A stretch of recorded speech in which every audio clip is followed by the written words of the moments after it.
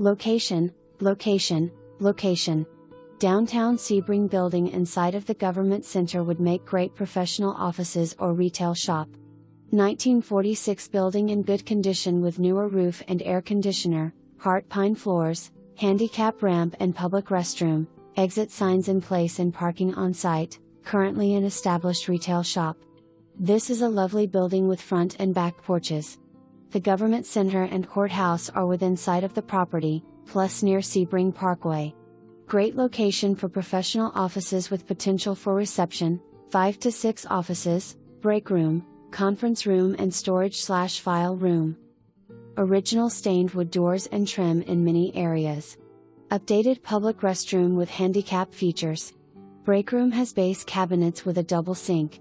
Current owner has been in the building since 2002, prior to that it was an accountant's office.